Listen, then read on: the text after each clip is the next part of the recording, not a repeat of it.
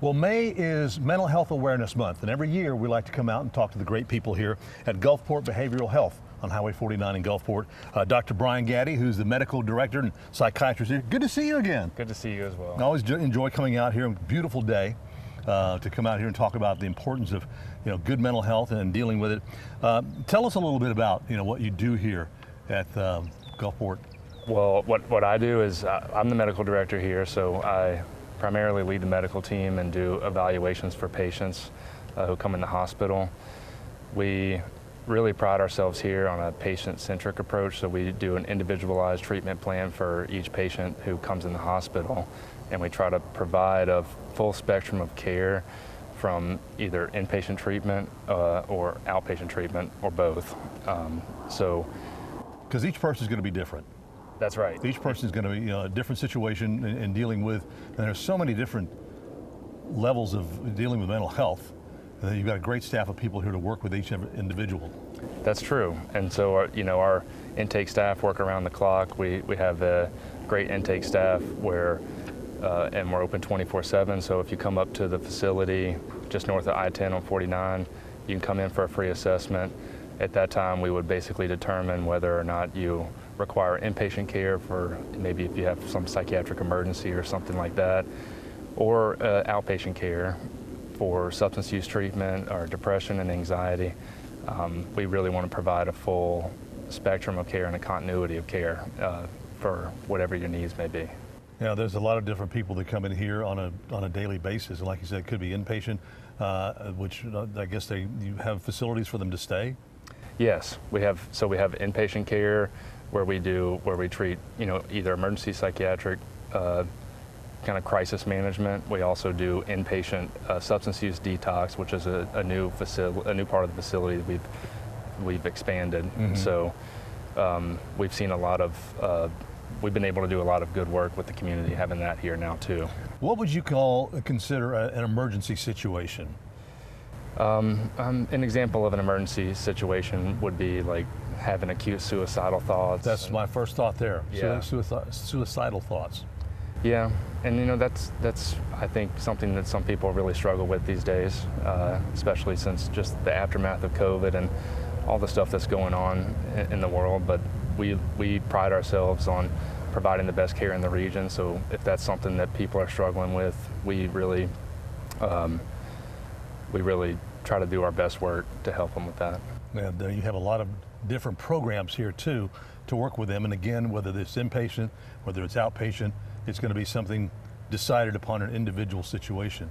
Exactly right. So every person needs something different. Some people need that higher level of care. Some people need either a partial hospitalization program, which is something we offer, an intensive outpatient program, all of these things, or even substance use treatment in an outpatient setting.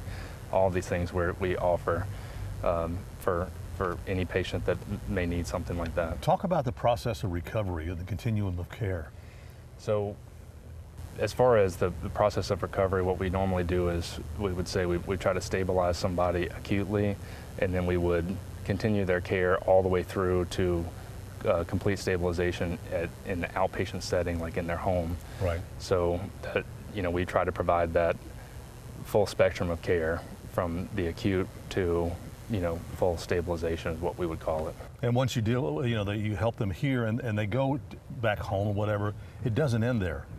No, that's really where it begins, I would say. Mm-hmm. Once they go home, we would have them in the outpatient treatment program where we'd really work with them every day or every other day to work through a lot of the issues that they're having and try to set them up for success so that they can meet their potential. Dr. Gaddy, always a pleasure to talk to you. Thank you so much. Wonderful work that you're doing here at Gulfport Behavioral Health. And we've got some more people that we want to talk to. Thank you, Jim. Well, we're talking now to psychiatric nurse practitioner Erica Newsom. How are you? I'm well. How are you, I'm sir? very well. Good. Very well, thank you. Tell us about your role here at Gulfport Behavioral Health. Okay. As again stated, I'm the psychiatric nurse practitioner here. I work in the inpatient setting as well as in the outpatient setting. So I round and see patients, do medication management, diagnose and treat, mental health conditions. Well, talking to Dr. Gaddy, everyone's going to be different. So you have to basically assess what's going on, and Yes. and you work with the families as well. I do. I work with the families, and particularly with the children. I get a lot of my information from the families before I even speak with the children to find out what may be going on in the home setting or in the school setting. So they are my first line of contact.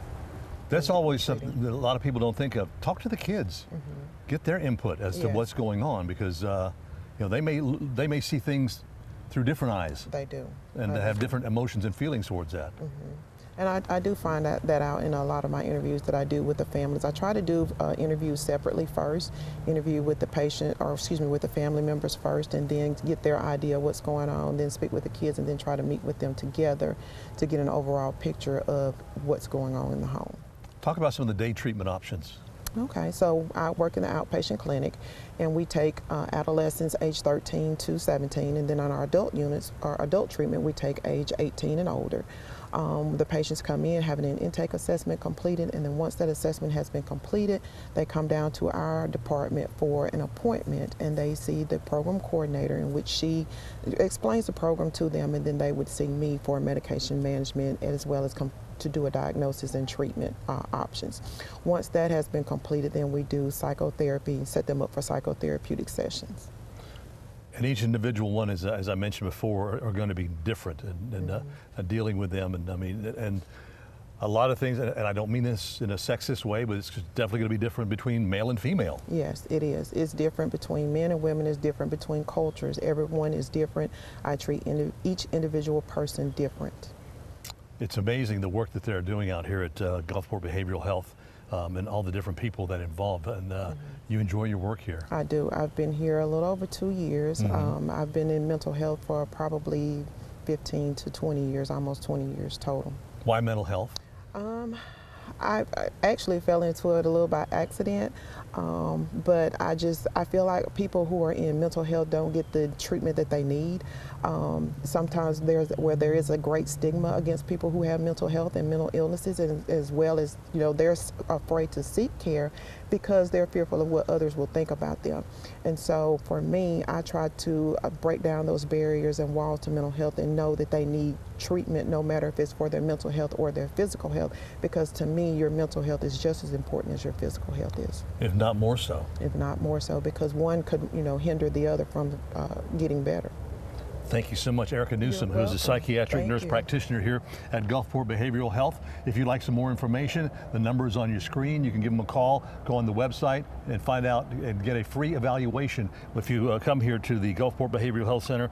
They're located on Highway 49 in Gulfport, about a mile north of I-10, right by the post office. Yes, so, right next thank door you to the again. post office. Thank you very much. Thank you. Have a good day.